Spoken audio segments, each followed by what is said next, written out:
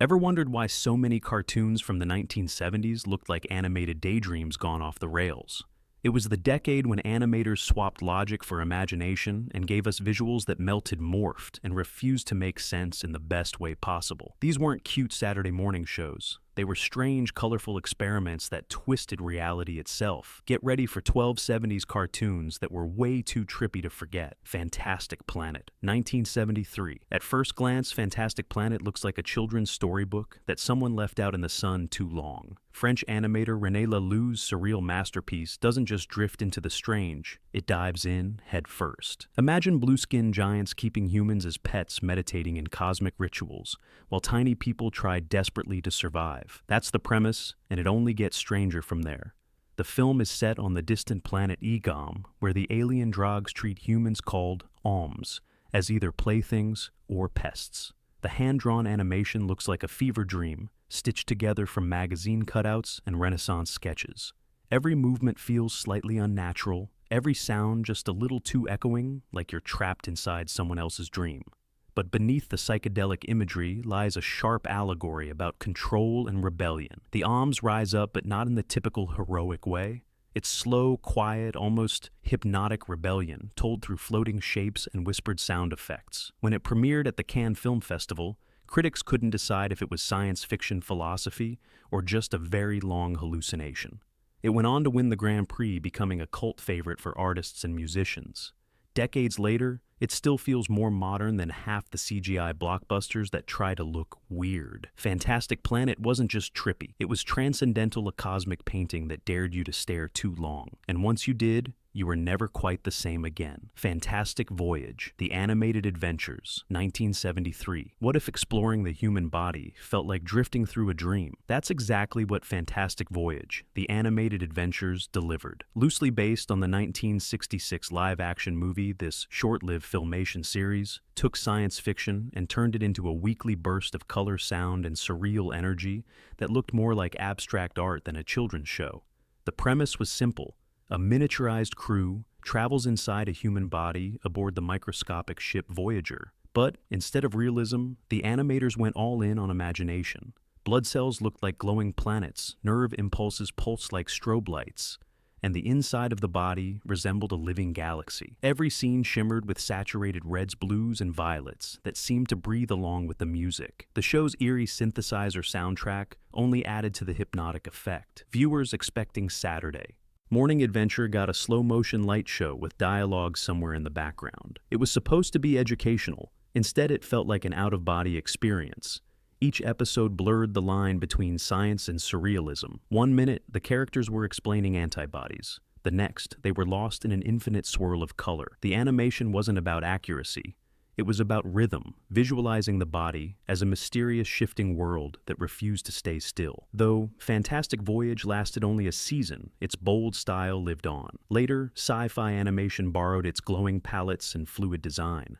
Watching it today feels less like a cartoon and more like floating through a living painting, proof that in the 1970s, even educational shows could be completely gloriously trippy. Wizards, 1977. If you blended Tolkien World War II, documentaries, and a stack of underground comics, you'd get Wizards Ralph Bakshi's strangest creation and one of the most mind-bending animated features ever made. On the surface, it's a fantasy adventure about two battling brothers, Avatar, a kind-hearted wizard, and Black Wolf, a mutant sorcerer obsessed with rediscovering ancient technology. But that's just the beginning.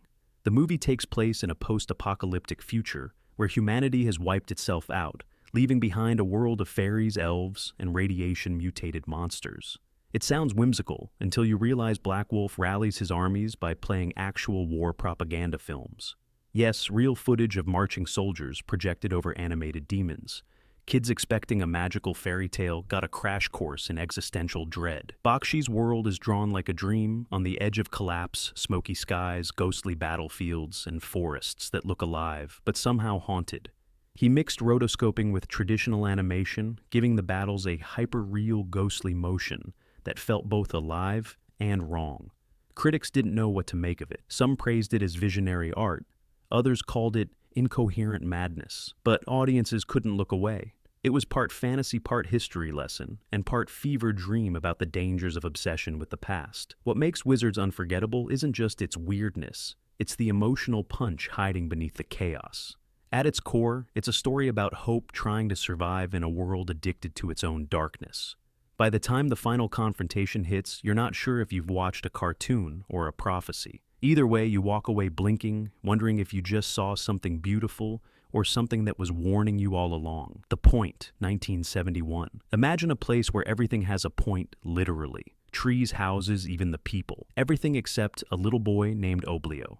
That's the setup for The Point, a made-for-TV animated special that looks innocent, but hides a swirl of surrealism, philosophy, and quiet rebellion beneath its cheerful narration. Written and scored by musician Harry Nilsson, and narrated by a rotating lineup that included Ringo Starr in later releases, the film is a gentle yet profoundly strange journey about conformity and identity. Oblio, the only round-headed boy in a land of pointy ones, is exiled to the pointless forest, a place that sounds absurd until you realize it mirrors every outsider's struggle to fit in. The animation by Fred Wolf is simple but hypnotic, filled with shifting shapes and bright colors that feel halfway between a dream and a lava lamp. Scenes stretch and dissolve in rhythm with Nielsen's haunting soundtrack. Each song, Me and My Arrow, Think About Your Troubles, carries more emotional depth than most entire movies of the era. But what truly made The Point so trippy was its message. It never spoon-fed morals or tidy resolutions.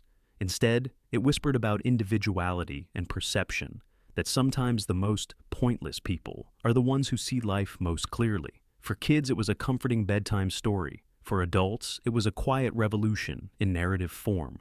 When it aired, parents didn't know what to make of it. Was it a fable? A metaphor? A music video before music videos existed? Whatever it was, it stuck.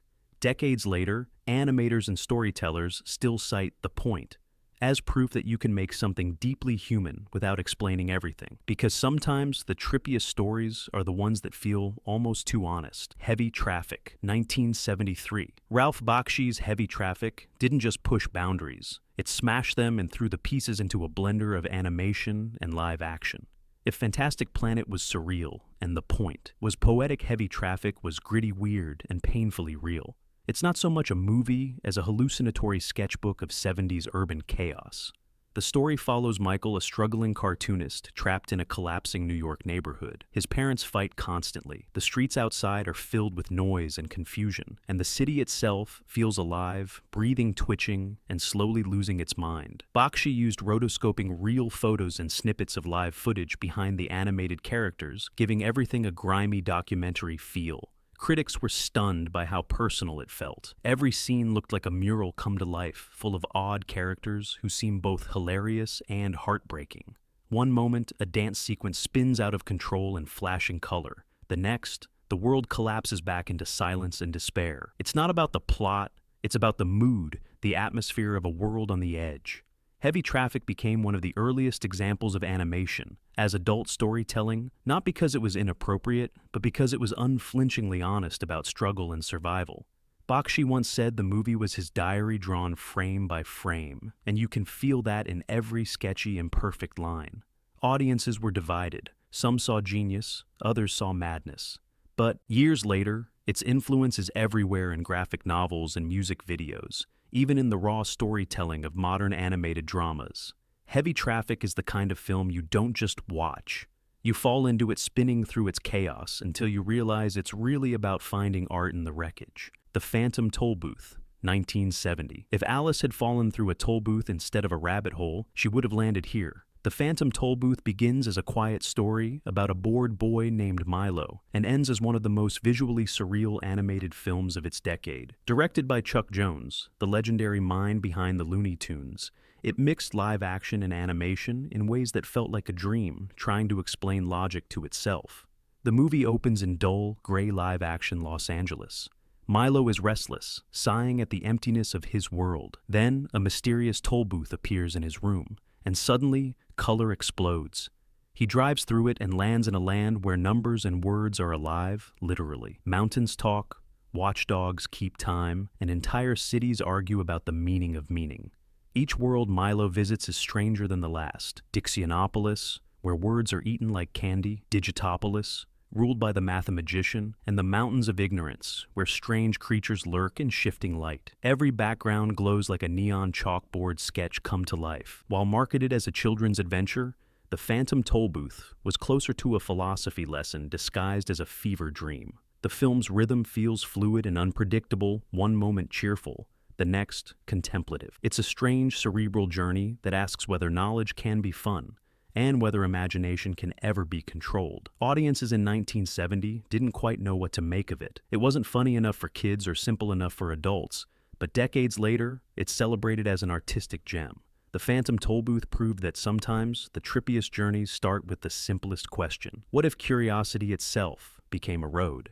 Allegro Non Troppo, 1976. Italy's answer to Fantasia, but darker, funnier, and infinitely stranger. Allegro Non Troppo took classical music and turned it into a satire of human nature, all wrapped in animation that shifted from beautiful to bizarre in seconds. Director Bruno Bozzetto wasn't interested in perfection. He wanted emotion, irony, and chaos.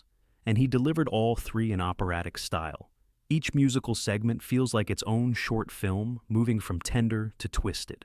Claude Debussy's Afternoon of a Faun becomes a lonely creature's tragicomic love story. Ravel's Bolero transforms into a cosmic evolution sequence where life rises from an empty soda bottle and ends in explosive self-destruction.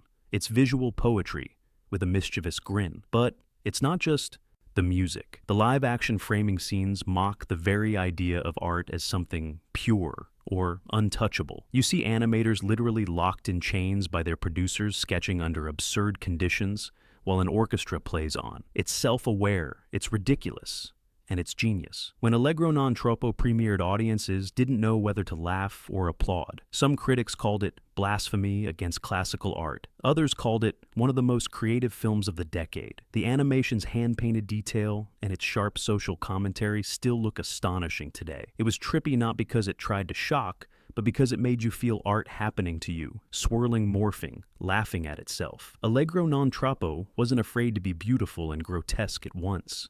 By the time the final note fades, you're not sure if you just watched a comedy or a cosmic revelation. Either way, you'll never hear Bolero the same way again. The Mouse and His Child, 1977. On the surface, The Mouse and His Child looks like a gentle animated tale about two wind-up toys searching for home. But within minutes, it becomes clear this isn't your typical children's movie. It's a surreal poetic odyssey about existence, freedom, and the strange melancholy of being alive. Based on Russell Hoban's novel and produced by Sanrio, the film follows a mechanical father and son, mouse duo, who tumble from a toy shop into a vast, unpredictable world. What begins as a simple journey turns into something much deeper, part dream, part nightmare. The landscapes shimmer like watercolor hallucinations. Moonlit junkyards, glowing ponds, and endless highways lined with forgotten toys. Every scene feels slightly offbeat, as if time itself has loosened. The characters they meet, a philosophizing frog, a circus of broken dolls, and a manipulative rat named Manny, reflect the weird beauty and danger of the wider world. The animation is lush, yet haunting with painterly detail that blurs the line between fairy tale and fever dream. Critics were divided. Some called it too bleak for children, others hailed it as a masterpiece of mood and meaning. What everyone agreed on was its tone oddly spiritual, wistful, and visually hypnotic. The movie doesn't comfort you. It lingers asking quiet questions about purpose and connection. By the time the credits roll, The Mouse and His Child has transformed from a toy story into a meditation on what it means to be real. It's whimsical, heartbreaking, and deeply strange, the kind of 70s animation that doesn't just entertain you, it stays in your head like a half-remembered dream. French Windows, 1972. Before MTV existed, before music videos ruled pop culture, there was French Windows, an animated short, so hypnotic it could stop you mid-sentence. Created by British artist Ian Eames and set to Pink Floyd's One of These Days, it became the unofficial anthem for anyone who believed animation could be pure emotion without a single word. At just a few minutes long, French Windows felt like stepping into a dream that had learned to breathe. Emes painted distorted and looped shapes that moved in perfect sync with the beat, transforming sound into color, rhythm into motion. It wasn't about story or character. It was about letting your eyes listen. The imagery drifts between abstraction and suggestion. Geometric patterns ripple into human silhouettes. then dissolve back into kaleidoscopic storms of light. It's hypnotic, almost meditative, like watching sound waves dance across the sky. The film was made using early experimental techniques, mixing traditional cell animation with rotoscoping and hand-painted overlays. When the short aired on British television, viewers didn't know what hit them. Was it art? Was it music? Was it both? Critics quickly labeled it visual jazz, and it spread through art schools and late-night screenings like wildfire. Even Pink Floyd noticed Hermès went on to collaborate with the band, officially helping shape their visual identity for years. What makes French Windows so unforgettable is its simplicity. It doesn't demand interpretation. It invites you to feel. In a decade full of noisy experimentation, this one quiet, glowing film reminded audiences that trippy didn't have to mean chaotic. Sometimes the most mind-bending journey is the one that simply lets the music move through you. Fantastic Four, 1978. If you thought superheroes were immune to the psychedelic wave of the 70s, Fantastic Four would prove you wrong. This short-lived animated series from Departie Freleng Productions took Marvel's classic heroes Mr. Fantastic, the Invisible Woman, the Human Torch, and the Thing, and dropped them into a swirling, color-saturated universe that looked less like New York City and more like a cosmic lava lamp. Because of rights issues, the Human Torch was replaced by a wisecracking robot named Herbie, a choice that instantly gave the show its weird charm. Instead of straightforward comic book action episodes, often felt like kaleidoscopic daydreams. Villains floating through glowing portals, sound effects echoing like underwater vibrations, and laser battles painted in neon streaks. The animation was both cheap and mesmerizing. Backgrounds pulsed with gradients of pink and green. Perspective bent and twisted in ways that defied logic. Even the hero's dialogue seemed to echo into infinite space. Watching Fantastic Four wasn't just following a story. It was like drifting through a comic book that kept melting in your hands. Critics called it campy. Fans called it hypnotic. The show ran for only one season, but it captured that unmistakable 70s mood. Bright colors, bizarre energy, and a refusal to take itself too seriously. Kids tuned in for adventure and stayed because it felt like nothing else on TV. Decades later, animation historians still point to Fantastic Four as one of the strangest superhero adaptations ever made. It turned science fiction into psychedelia and made cosmic chaos feel cool. Every episode was a reminder that even superheroes could get lost in the wild imagination of the 70s, and somehow that made them even more super. Down and Dirty Duck, 1974. You might not expect a cartoon about a duck to leave you dazed, but Down and Dirty Duck is no ordinary pond story. Produced by Roger Corman, the king of low-budget cult movies, it's often called the other animated film that tried to out-weird Fritz the Cat. And in its own eccentric way, it succeeded. The film follows Willard, an insurance clerk who gets swept into a chaotic odyssey with a talking duck named Jolly. From there, it's a non-stop flood of surreal jokes, visual gags, and bizarre detours that feel like a comic strip gone rogue. The animation style changes constantly. One scene looks like a sketchbook the next, like a psychedelic poster come alive.